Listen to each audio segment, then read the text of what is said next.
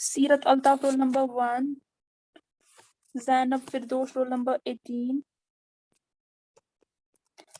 जरनैन roll number 3, Shifa roll number 6, Rutba Irshad roll number 8, Masroor Abbas roll number 11, Zahid Zafar roll number 15, Urooj Zahra सीरत जहरा।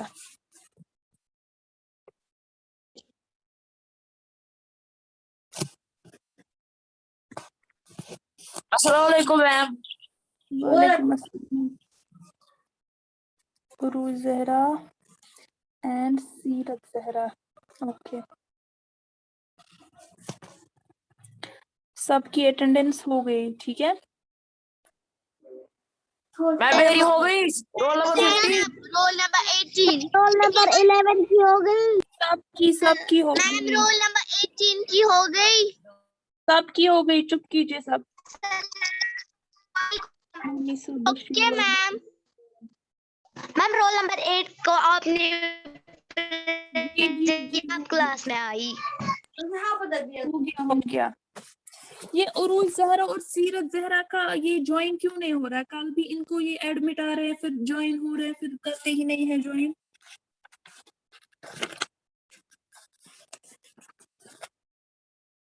ये दो दो बार ज्वाइन करते हैं, फिर समझ ही नहीं आता है इनका। ये लाइन गेमिंग कौन है?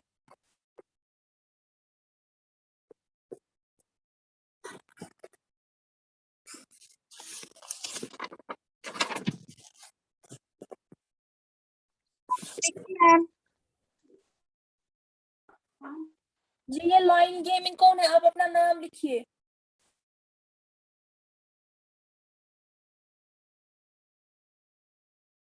आपका नाम क्या है?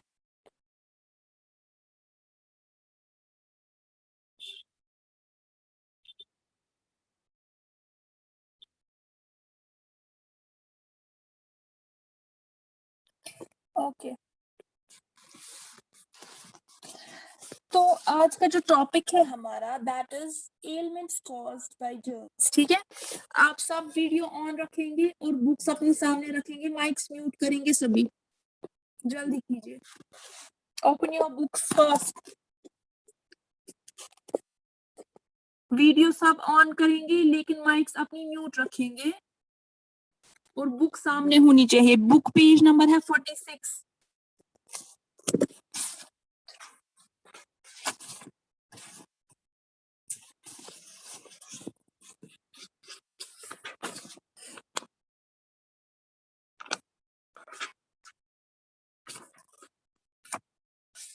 Fast fast.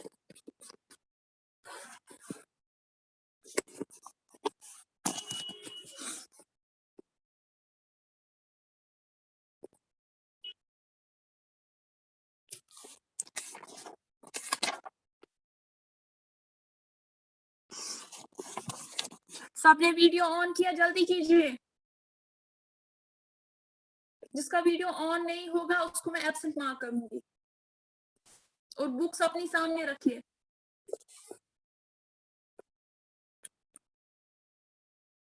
वेरी गुड, शाबाश, जल्दी।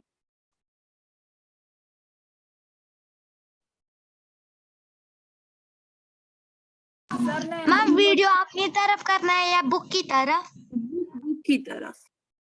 बुक सब सामने रखेंगे। Page 46।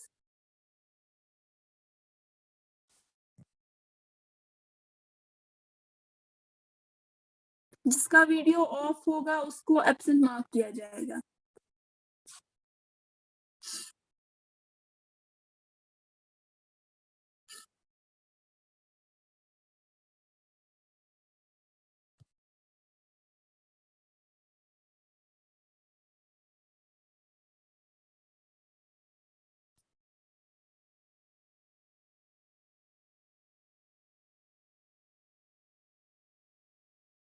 Meesam Hussain roll number 3 and Irtiqa Zainab roll number 4। आप लोग वीडियो ऑन क्यों नहीं कर रहे? रुतबा इरशाद रोल नंबर 8, आप भी जी। Irtiqa Zainab roll number 4 video on कीजिए।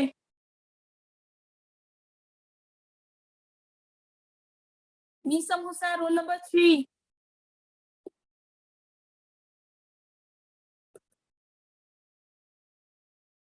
Meesam Hussain and Mohammad Waqas. Ma'am page number क्या निकालना है? Page 46। Meesam Hussain roll number 3।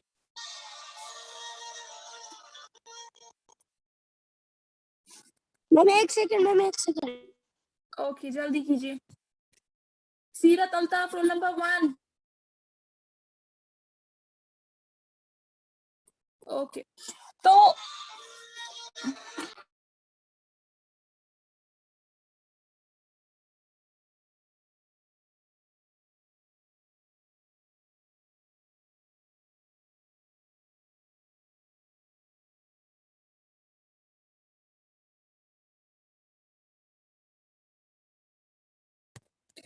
तो जो हमारा टॉपिक है आज का that is elements caused by germs. ठीक है, elements caused by germs.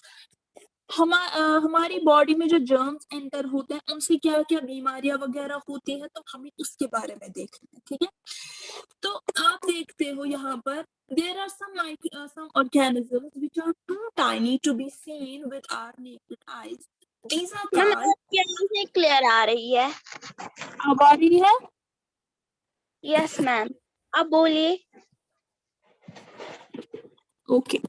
I said there are some microorganisms which are too tiny to be seen with our naked eyes. These are called microbes or microorganisms. That means कुछ organisms ऐसे होते हैं, कुछ जानदार ऐसे होते हैं जो बहुत छोटे होते हैं, बहुत ज्यादा छोटे कि हम उनको आंखों से सीधे नहीं देख सकते, हमें वो आंखों से नजर नहीं आ सकते। तो उन ऑर्गेनिजम्स को हम या तो माइक्रोब्स कहते हैं या तो माइक्रो ऑर्गेनिजम्स कहते हैं। ठीक है, तो वो हमें तभी दिख सकते हैं जब हम उनको माइक्रोस्कोप के व्यू से देखेंगे, तो उस तरीके से हमें वो दिखेंगे। आप देखिए यहाँ पर बुक पे आपको साइड्स में दिखाया गया है टाइप्स ऑफ माइक्रोब्स। ठीक है, उसमें आता है वायरस है, प्रोटोजोआ है, बैक्टीरिया है, फंगल है। तो ये कुछ ऐसे माइक्रो ऑर्गेनिजम्स हैं जिनको हम ऐसे आंख से जो हमें नजर नहीं आते हैं। ठीक है, तो इनके लिए हमें माइक्रोस्कोप जरूरी चाहिए। तो ये बहुत छोटे होते हैं, इसीलिए हम इनको कहते हैं माइक्रो ऑर्गेनिजम्स। माइक्रो का मतलब होता है बहुत ही छोटा। ठीक है, माइक्रो ऑर्गेनिजम्स और माइक्रोब्स। तो ये जो माइक्रोब्स होते हैं ये हर जगह पाए जाते हैं। Microbes are found everywhere, okay, around us in air, water and soil. They are also present inside ma'am our नहीं आ body. रही है आवाज। आप ही को नहीं आ रही है कि सबको? मैम मुझे भी नहीं आ रही है। नो मैम मुझे अच्छी से आ रही है। ओके बस ठीक है, मैम मुझे भी अच्छे से आ रही। ओके चलिए मैं फिर से ट्राई करती हूँ। तो I said microbes are found everywhere around us in air, water and soil. They are also present inside our body. Microorganisms are of mainly four types: bacteria, protozoa, fungi and viruses. तो ये यहाँ पर क्या कह रहे हैं, microbes जो है ये हमें हर जगह पाए जाते हैं। ठीक है, ये हर जगह अवेलेबल है, हर जगह पाए जाते हैं, वेदर वो आसमान में हो, हवा में हो, वाटर में हो या सॉइल में हो, यानी माइक्रोब्स हर जगह प्रेजेंट है।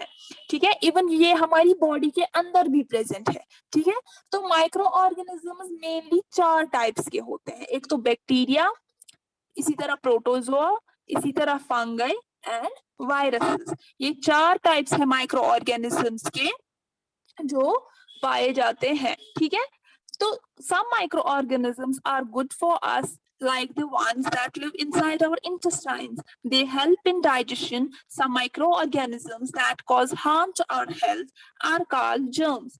Typhoid, pneumonia, and chickenpox are some diseases caused by germs. These diseases can be transmitted from one person to another and are called communicable diseases. Diseases caused due to lack of nutrients are not transferred from person to person, hence they are known as non communicable disease. इसका मतलब क्या है, कुछ micro organisms, देखिए अब micro organisms तो बहुत है, ठीक है, लेकिन कुछ माइक्रो ऑर्गेनिजम्स ऐसे होते हैं जो हमारे लिए फायदेमंद साबित होते हैं, जो हमारे लिए अच्छे होते हैं, उनसे हमें कोई नुकसान नहीं पहुंच सकता। उनमें से कुछ ऐसे माइक्रो ऑर्गेनिजम्स हैं जो हमारे इंटेस्टाइन्स के अंदर रहते हैं, ठीक है, वो हमें कोई नुकसान वगैरह नहीं पहुंचा सकते। इंस्टेड वो हमें डाइजेशन में मदद देते हैं। क्या देते हैं? खाना हजम करने में मदद देते हैं हमें, वो वाले मतलब माइक्रो ऑर्गेनिजम्स। तो वो माइक्रो ऑर्गेनिजम्स जो हमारी हेल्थ को हार्म करते हैं, ठीक है, जो हमारे हेल्थ को नुकसान पहुंचा सकते हैं, उनको हम जर्म्स कहते हैं। क्या कहते हैं? जर्म्स। तो जो जी, जो डिजीजेस हमें जर्म्स की वजह से हो जाती है, उनको हम, उनमें से कुछ डिजीजेस ऐसी है जैसे टाइफाइड है, निमोनिया है, या चिकन पॉक्स है, ये कुछ ऐसी बीमारियां हैं जो जर्म्स की वजह से होती है, इनसे हम बीमार पड़ते हैं। तो ये जर्म्स जो है ये हमारी बॉडी के लिए खतरनाक साबित हो सकते हैं, तो ये जर्म्स कहलाते हैं। और ये डिजीज जो है, ये बीमारियां जो है, ये एक इंसान से दूसरे इंसान तक ट्रांसफर हो सकती है। ये एक इंसान की बीमारी दूसरे इंसान को लग सकती है। इसको हम कम्युनिकेबल डिजीज कहते हैं। क्या कहते हैं? Communicable disease. जी, तो वो डिजीजेस जो ट्रांसमिट हो सकती है एक पर्सन से दूसरे पर्सन तक, that is known as a communicable disease, ठीक है। फॉर एग्जाम्पल अगर हम देखेंगे किसी को जुकाम होता है, खांसी होती है, ठीक है, हमने कहता है उसको आप थोड़ा दूर रहो, कुछ हमें भी हो जाएगा, वो क्यों होता है? Because that is a communicable disease, ठीक है, that is a communicable disease. वो ड्यू टू बैक्टीरिया वगैरह हो जाता है, जर्म्स की वजह से हो जाता है, इन्फेक्शन हो जाता है। तो हमें उस इंसान से थोड़ा दूर रहना चाहिए। क्यों? क्योंकि उससे क्या हो जाता है, वो हमें भी ट्रांसफर हो सकती है वो डिजीज, ठीक है, तो इसीलिए हम कहते हैं उसको कम्युनिकेबल डिजीज। इसी तरह टाइफाइड वगैरह, जब बहुत ज्यादा टेम्परेचर बॉडी का हाई होता है, फीवर वगैरह बहुत होता है, ठीक है, तो वो भी हमें कम्युनिकेट कर सकती है, वो कम्युनिकेबल डिजीज है, वो भी ट्रांसफर हो सकती है। इसी तरह चिकन पॉक्स वगैरह, चिकन पॉक्स को कश्मीरी में क्या कहते हैं, किसी को पता है? No ma'am. जी बोलिए। शाबाश, वापस, ठीक है। मैम ये जर्म्स की वजह से एक डिजीज होता है हमारी बॉडी। जी जी, मैम क्या बोलते हैं? मैंने बोला चिकन पॉक्स को पता है कश्मीरी में क्या कहते हैं? No ma'am. चिकन पॉक्स को कश्मीरी में कहते हैं वावपच। निकलता है ना किसी को, बच्चे को, या यस मैम, मुझे भी निकले। हाँ, तो चिकन पॉक्स मैम किसी क्या को फिर कहते से हैं बोलिए? वावपच कहते हैं ना कश्मीरी में चिकन पॉक्स। Yes ma'am. जी, तो जब खुदा ना खास्ता किसी बच्चे जी, क्या बोल रहे हैं? मैं होते किससे है? अब मुझे आपकी आवाज क्लियर नहीं आ रही है, आप क्या बोल रहे हैं? मैं बोल रहा हूँ ये आते किससे है?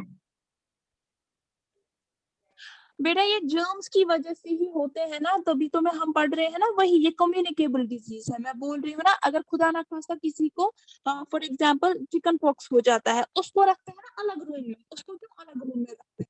और फिर कोई छोटा बच्चा होता है घर में, उसको बोलते हैं आप इसके पास मत जाओ, या इसके रूम में मत जाओ, इसकी चीजों को फिलहाल टच मत करो जब तक ये ठीक नहीं होती।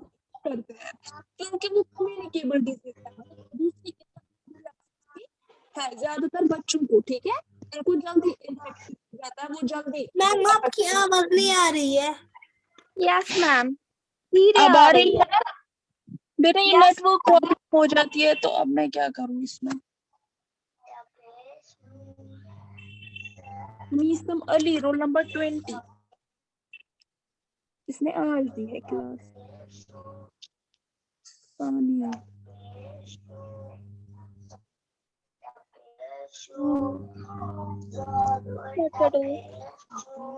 माइक ऑफ रखिए, ये किसकी mic? हाजिम, हाजिम and Shifa, mic off कीजिए अपनी।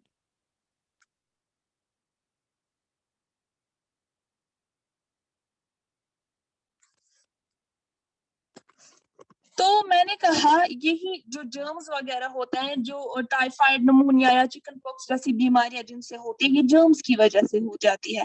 तो ये एक इंसान से दूसरे इंसान को लग सकती है, इसीलिए हम इनको कम्युनिकेबल डिजीजेस कहते हैं, ठीक है। और कुछ डिजीजेस ऐसी होती है जो दूसरे इंसान को नहीं लगती, वो ट्रांसफर नहीं होती है। वो डिजीजेस किसकी वजह से हो जाती है? वो due to lack of nutrients हो जाती है, यानी जब न्यूट्रिएंट्स की कमी हो जाती है बॉडी में, उनको डेफिशिएंसी डिजीजेस कहते हैं। वो इंसान को नहीं लग सकती बीमारी, ठीक है। तो उनको हम नॉन कम्युनिकेबल डिजीजेस कहते हैं। क्या कहते हैं? Non communicable disease. अगर नॉन कम्युनिकेबल डिजीज, अगर हम नॉन कम्युनिकेबल डिजीज की एग्जांपल देंगे, नॉन कम्युनिकेबल डिजीज में स्कर्वी भी आ सकता है। अगर स्कर्वी खुदा ना खास्ता किसी को होता है, ऐसा नहीं है कि अगर दूसरा इंसान उसके पास बैठेगा तो भी हो जाएगा, नहीं, वो सिर्फ उसी इंसान को होगा, क्योंकि वो उसको न्यूट्रिएंट्स की कमी की वजह से हुई है खुद को, वो दूसरे इंसान को नहीं लग सकती। इसी तरह एनीमिया, किसी को खून की कमी होती है, ठीक है, तो वो भी एक डेफिशिएंसी डिजीज है जो न्यूट्रिएंट्स की डेफिशिएंसी की वजह से होता है। अगर किसी को एनीमिया है यानी खून की कमी है, अब अगर उसके पास दूसरा इंसान बैठा, उसके साथ उठा बैठा, खाना खाया, बाकी ये एक्टिविटीज की, तो उसको नहीं लगेंगी, वो भी एनीमिक नहीं हो जाएगा। क्यों? क्योंकि वो नॉन कम्युनिकेबल डिजीज है, वो नहीं लग सकती, वो सिर्फ उसी इंसान को होगी जिसकी बॉडी में न्यूट्रिएंट्स की कमी हो जाएगी। तो यहाँ पर डिजीजेस के भी दो टाइप्स है, एक तो है कम्युनिकेबल डिजीज एंड दूसरा है नॉन कम्युनिकेबल डिजीज। तो कम्युनिकेबल जो एक इंसान से दूसरे इंसान तक लग सकती है, और नॉन कम्युनिकेबल जो ट्रांसफर नहीं हो सकती एक इंसान से दूसरे इंसान तक। यहाँ तक सबको समझ आया? यस मैम, अच्छे से। ओके, यस मैम, अच्छे से।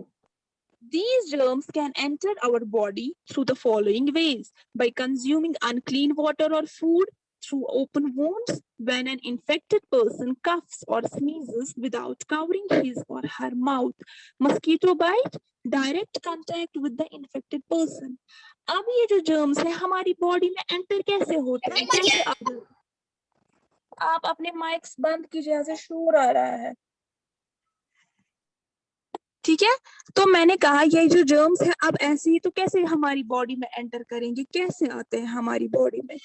इसके भी कुछ तरीके हैं जिससे ये हमारी बॉडी में अंदर आ सकते हैं।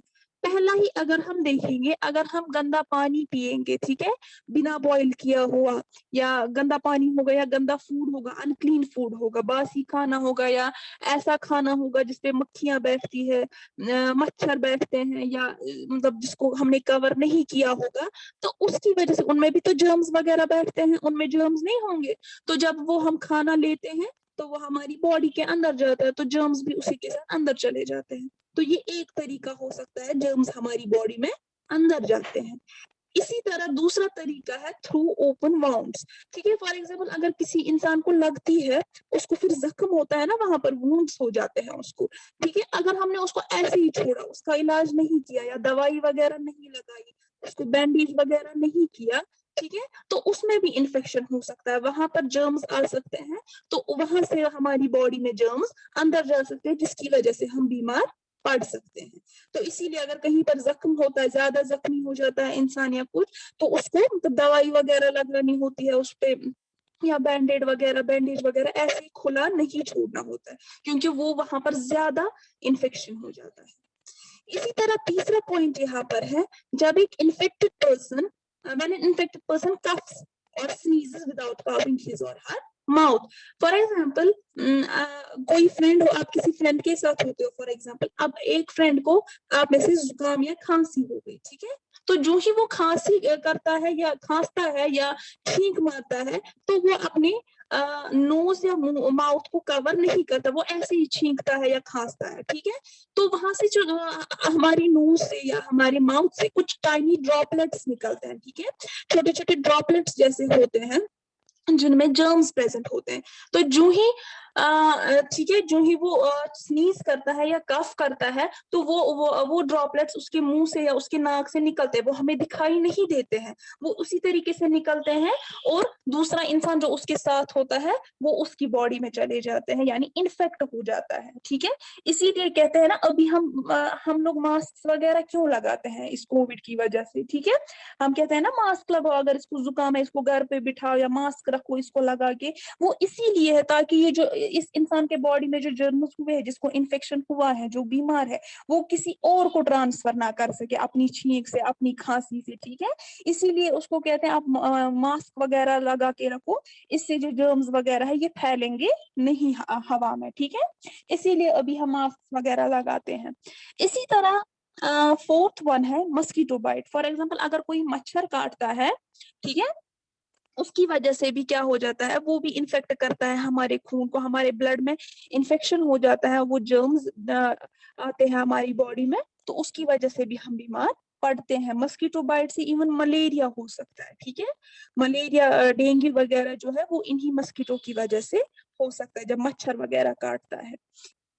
इसी तरह फिफ्थ वन है direct contact with the infected person. जब हम कोई इन्फेक्टेड पर्सन होता है, किसी को इन्फेक्शन हुआ होता है, वो बीमार होता है, ठीक है, हम उसके पास गए, हमें पता ही नहीं चला, ठीक है, वो इन्फेक्टेड है, हम उसके पास गए, हम उससे गले मिले, हाथ मिलाया, उसके साथ खाना खाया, उठे बैठे, तो हमें पता ही नहीं चलता है, क्योंकि ये जर्म्स जो है ये हवा में भी प्रेजेंट होते हैं, और हम जब सांस लेते हैं, ठीक है, तो वो हमारी बॉडी के अंदर चले जाते हैं। तो इस वजह से जब हम इन्फेक्टेड पर्सन से डायरेक्ट कंटैक्ट करते हैं, उसकी वजह से भी हम इंसान बीमार पड़ सकते हैं फिर, तो वो कम्युनिकेट हो जाता है, तो ये सारी कम्युनिकेबल डिजीज है। ठीक है, तो इन चीजों की वजह से हमारी बॉडी में जर्म्स एंटर कर सकते हैं। यहाँ तक सबको समझ आया? यस मैम, अच्छे से। Okay, very good. उसके बाद है एक और मैम जब आप दूसरा पॉइंट समझा रही थी ना, क्या आप मुझे दूसरा पॉइंट फिर से समझा सकती है? देखिए, थ्रू ओपन वुंड्स। ठीक है, यहाँ पर ये टर्म है थ्रू ओपन वुंड्स। इसका मतलब है फॉर एग्जांपल किसी इंसान को लगती है, जब बच्चे खेलते हैं या बड़ा जो होता है उसको लगती है, हमारी बॉडी पे जब ज्यादा लग जाती है तो वहां पर जख्म जैसा हो जाता है ना, देखा है ना आपने, खून आ जाता है या जख्म जैसे स्क्रैचेस बहुत ज्यादा लग जाते हैं, तो अंदर वाली स्किन जो है वो दिखाई देने लगती है। देखा है कभी किसी को लगी है ऐसे? यस मैम, मैम है मुझे ना? भी लगी है। मुझे भी तो लगी आपने है। क्या किया फिर जब आपको लगी? आपने क्या किया जब आपको इतनी ज्यादा लगी थी? उसके बाद आपने क्या किया? मैम पहले तो मैंने ये उसको डेटॉल मला, उसके बाद ये यस मैम, मैंने भी पहले डेटॉल माला। क्यों किया डेटॉल यूज? क्योंकि वो जर्म फिर मैं डॉक्टर के पास गई, उसने मुझे ट्यूब दिया, फिर मैंने वही माला। वही वहां पर क्यों किया वो ऐसा आपने? क्योंकि अगर हम ऐसे, मतलब वो हम तो ऐसे भी रख सकते थे, क्योंकि अगर वो हम ऐसे ही खुला छोड़ देते हैं, बिना इलाज के छोड़ देते, तो उसमें जर्म्स प्रेजेंट आ जाते, तो उसमें इन्फेक्शन हो जाता, तो जर्म्स होते वहां पर, जिसकी वजह से हम बीमार पड़ सकते थे, हमें इन्फेक्शन हो जाता, उस पार्ट को भी इन्फेक्शन हो जाता या पूरी बॉडी को खुदा ना खास्ता इन्फेक्शन हो जाता, जिसकी वजह से हम बीमार पड़ सकते थे। ठीक है, तो इसीलिए कहते हैं ये जो वुंड्स वगैरह, जो जख्म वगैरह है, इनको खुला ऐसे ही नहीं छोड़ना चाहिए, क्योंकि इन पे डस्ट भी लग जाता है, ठीक है, जर्म्स भी आ जाते हैं, इसीलिए इनको प्रॉपर केयर की जरूरत होती है, या दवाई लगानी चाहिए, डेटॉल वॉश वगैरह करना चाहिए, इससे जो इन्फेक्शन है वो प्रिवेंट होता है, इन्फेक्शन ज्यादा नहीं हो जाता, और इसको हमें कवर वगैरह करना चाहिए, डॉक्टर के पास जाना चाहिए, तो उसको कवर वगैरह करना चाहिए, जिसकी वजह से इन्फेक्शन को हम प्रिवेंट कर सकते हैं और हमारी बॉडी नहीं करेंगे। समझ आया बेटा? Yes ma'am.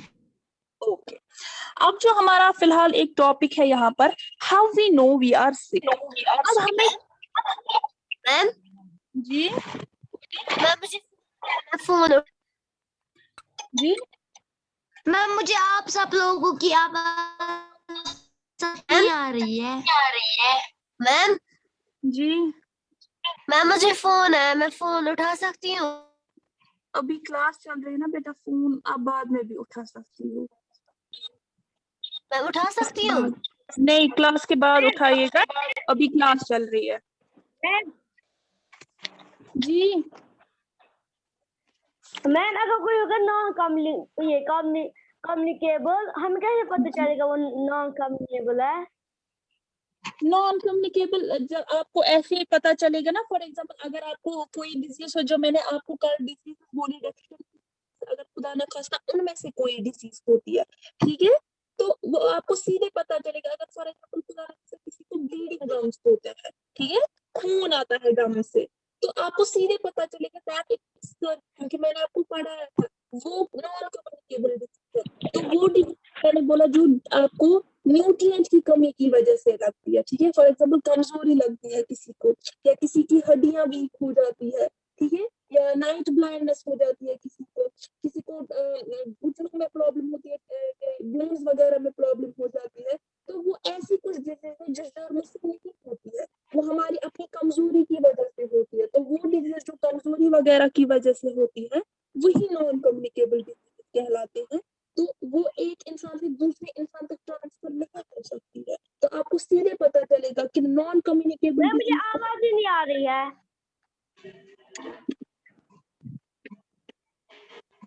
उसके बाद जो हमारा टॉपिक है वो है how we know we are सिक।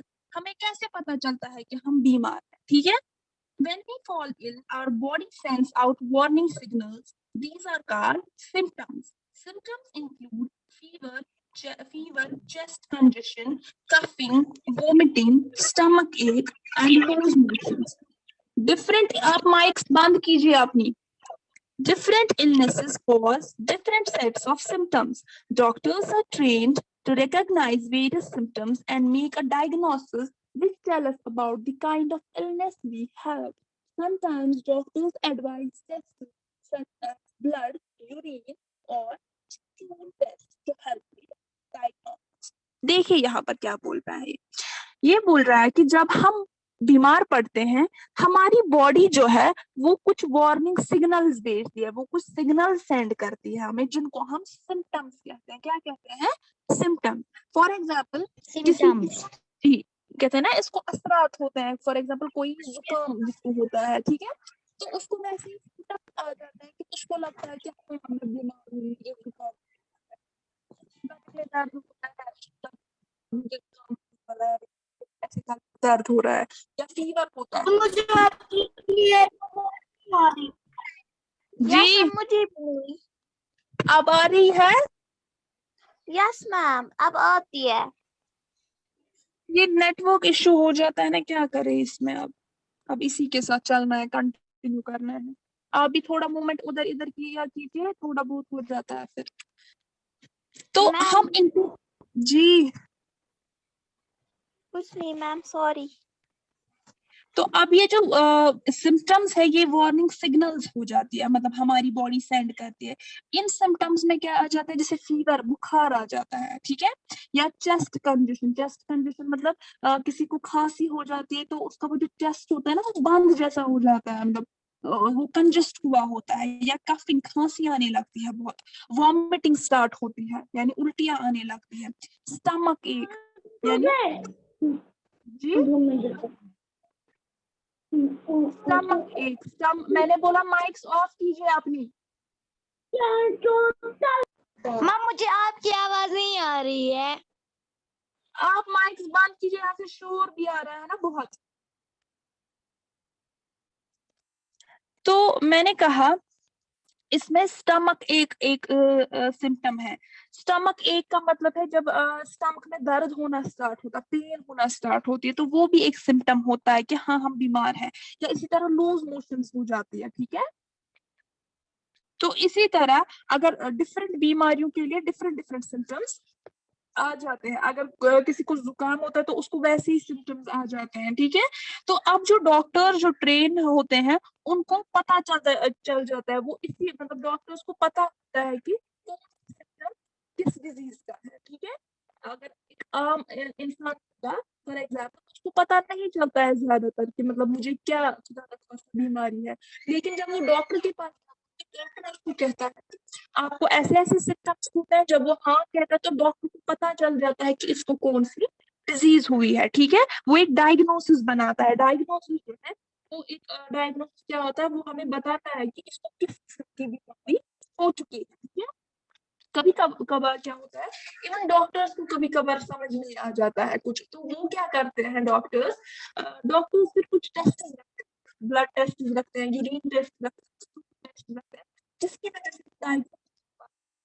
इस क्या बात है, किस चीज में तकलीफ है, कौन सी है, तो उसको हम डायग्नोसिस कहते हैं। या तो वो सीधे ऐसे सिम्टम से पता चल जाता है कौन सी डिजीज है, या अगर उससे सिम्टम से भी पता नहीं चला क्या डिजीज है तो वो कुछ टेस्ट रखता है, ब्लड टेस्ट रखता है, करवाते हैं ना टेस्ट आजकल सारे, डॉक्टर रखता है ये टेस्ट कीजिए तो उसके बाद पता चलेगा कि कौन सी डिजीज है क्या है।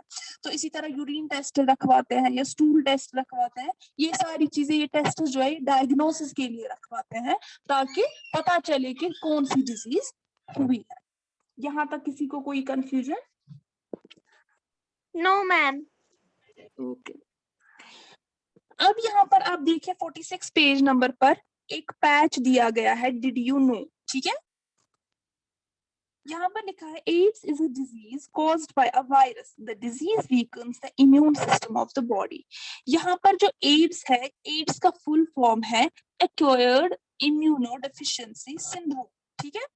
तो इम्यून डेफिशिएंसी सिंड्रोम ये एक डिजीज है, ये एक बीमारी है जो एक जर्म की वजह से हो जाती है, वायरस की वजह से, जैसे कोविड अभी हुआ है ना वायरस की वजह से, ये वायरस एक है कोविड, ठीक है। इसी तरह एड्स एक बीमारी है, इसको बहुत टाइम हो गया, इवन ये कोविड से बहुत बहुत पहले आई, ठीक है। तो एड्स एक ऐसी डिजीज है जो वायरस की वजह से होती है, और ये भी एक कम्युनिकेबल डिजीज है, ये भी लग सकती है अगर इसकी कोई इंसान ये चीज, इसकी चीजें इस्तेमाल करता है या इसके साथ उठता बैठता है ज्यादा, इसकी चीजें इस्तेमाल करता है, तो उसको भी ये डिजीज लग सकती है, खुदा ना खास्ता। और ये डिजीज क्या है, इस डिजीज में क्या होता है, ये हमारी जो बॉडी है, बॉडी का जो इम्यून सिस्टम है, इम्यून सिस्टम का मतलब जो बीमारियों से लड़ने की जो ताकत वगैरह होती है, ये उसको ही कमजोर बना देता है, ये उसको खत्म कर देता है, और धीरे धीरे करके बॉडी में वो ताकत ही नहीं रहती है कि इंसान बीमारियों से लड़ सकता है, ठीक है। तो इसका अभी तक कोई इलाज नहीं निकला है इस डिजीज का, एड्स का, ठीक है। यहाँ तक किसी को कोई कंफ्यूजन? No ma'am. ओके, अब यहाँ पर एक चीज है, how to keep the body healthy, हमें अपनी बॉडी को हेल्दी कैसे रखना है। Immunity is the ability of our body to fight off disease causing germs. A healthy person has a strong immunity and does not fall ill often. To keep the body healthy and boost immunity, 4 things must be taken care of. These are balanced diet, physical exercises, hygiene and rest. ठीक है, तो अगर हम देखेंगे हमें अपनी body को अब सेहतमंद कैसे रखना है, हेल्दी कैसे रखना है। देखिए इम्यूनिटी क्या होता है, पहले इम्यूनिटी वो सलाहियत होती है हमारी बॉडी की जो डिजीज से लड़ सकते हैं, ठीक है। जितनी हमारी बॉडी की इम्यूनिटी स्ट्रांग होती है उतना हम बीमारियों से लड़ सकते हैं, ठीक है, उतना कम हम बीमार पड़ सकते हैं, ठीक है। तो एक हेल्दी पर्सन को एक स्ट्रॉन्ग इम्यूनिटी बनाने के लिए क्या करना चाहिए, उसको एक इम्यूनिटी, स्ट्रॉन्ग इम्यूनिटी बनानी चाहिए, उसको एक स्ट्रॉन्ग इम्यूनिटी होनी चाहिए। इवन अभी के टाइम्स में अगर हम देखेंगे कोविड जो है, कोविड भी क्या करता था, उसमें भी कोविड की वजह से भी क्या है, उसमें भी इम्यूनिटी स्ट्रॉन्ग होनी चाहिए, जितनी ज्यादा इम्यूनिटी स्ट्रॉन्ग होगी उतना ये इफेक्ट नहीं करेगा। इसीलिए एक हेल्दी बॉडी के लिए एक पर्सन की इम्यूनिटी स्ट्रॉन्ग होनी चाहिए और वो फिर ज्यादा बीमार भी नहीं पड़ता, ठीक है। तो अपनी बॉडी को हेल्दी रखने के लिए और अपनी इम्यूनिटी को बूस्ट करने के लिए, अपनी इम्यूनिटी को बढ़ाने के लिए 4 चीजें जो है उनका ख्याल जरूरी रखना है। पहली चीज क्या है, बैलेंस्ड डाइट। हमें ऐसी डाइट लेनी है जिसमें हर कोई न्यूट्रिएंट मौजूद हो, एक प्रॉपर अमाउंट में, एक बैलेंस में हो सारे न्यूट्रिएंट्स, वेदर वो प्रोटीन्स हो, विटामिन्स हो, फैट्स हो, मिनरल्स हो, कार्बोहाइड्रेट्स हो, आयरन हो। तो ये सारी चीजें हमें एक बैलेंस्ड वे में लेनी है, यानी बैलेंस्ड डाइट में लेनी है, ठीक है। इसी तरह है दूसरा चीज जो हमें जिसका ख्याल रखना है, फिजिकल एक्सरसाइज। हमें एक्सरसाइज भी करनी चाहिए, एक्सरसाइज की वजह से भी हमारी बॉडी फिट रहती है और इम्यूनिटी जो है वो बढ़ जाती है। इसी तरह है तीसरा हाइजीन। हाइजीन मतलब हमें अपनी साफ सफाई रखनी चाहिए, अपने घर की साफ सफाई रखनी चाहिए, अपने आप की साफ सफाई रखनी चाहिए, ऑरल हाइजीन, अपने मुंह की, दांतों की, कानों की, आंखों की, सब की सफाई रखनी चाहिए, ठीक है। ये जरूरी है, वरना जर्म्स घर कर लेते हैं तो इंसान बीमार पड़ जाता है। और 4th एंड लास्ट वन जो है रेस्ट। हमें प्रॉपर रेस्ट की भी जरूरत होती है, तब जाके हमारी जो बॉडी है वो प्रॉपर फंक्शन कर सकती है।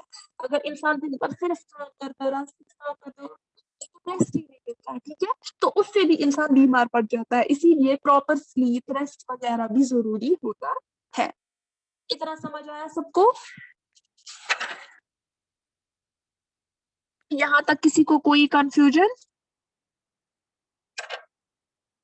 No ma'am, no ma'am. अब यहाँ पर एक MI है, मल्टीपल इंटेलिजेंस, पेज 47 पे आप देखिए सभी। Yes ma'am. ओके, तो यहाँ पर ये बोल रहा है observe the pictures given below and match them with the 4 categories in the graphic organiser that follow. आपको ये पिक्चर्स देखनी है, ऑब्जर्व करना है, इनको मैच करना है जो यहाँ पर बूस्टिंग इम्यूनिटी दिया हुआ है ना। इम्यूनिटी को हम कैसे बूस्ट कर सकते हैं? पहले हमें बैलेंस डाइट लेनी है, इसी तरह रेगुलर एक्सरसाइज, प्रॉपर स्लीप और रेस्ट भी चाहिए, और क्लीनलीनेस और हाइजीन भी मेंटेन करना है। अब यहाँ पर कुछ ये ऊपर दिए गए हैं, एक्शंस दिए हैं कि ये लोग क्या क्या करते हैं, आपको वो मैच करना है, ठीक है? हम ऐसे करते हैं।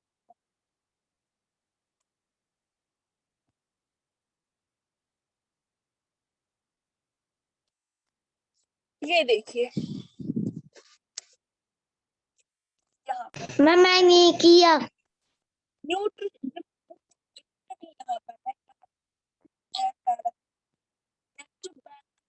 यहाँ पर है इसमें से पहला मुझे कुछ समझ नहीं आ रहा है।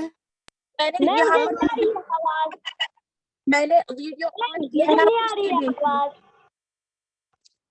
तो वो मेरा प्रॉब्लम नहीं है ना, मैं क्या कर सकती हूँ? इतनी बार तो मैंने बोला ये नेटवर्क पूरा तो हो जाएगा ठीक। पहला है न्यूट्रिशन एंड बैलेंस डाइट, ठीक है? इसमें से कौन खा रहा है न्यूट्रिशन बैलेंस डाइट अच्छे से? कौन सा है वो? एक तो है ये भी ये खा रही है बैलेंस डाइट, यानी हेल्दी फूड खा रहा है। तो मैंने यहाँ पर E और F लिखा है यहाँ से, न्यूट्रिशन एंड बैलेंस डाइट, ठीक है जी जी। उसके बाद यहाँ से क्लीनलीनेस एंड हाइजीन, यहाँ पर आपको कहाँ पर दिख रहा है क्लीनलीनेस एंड हाइजीन?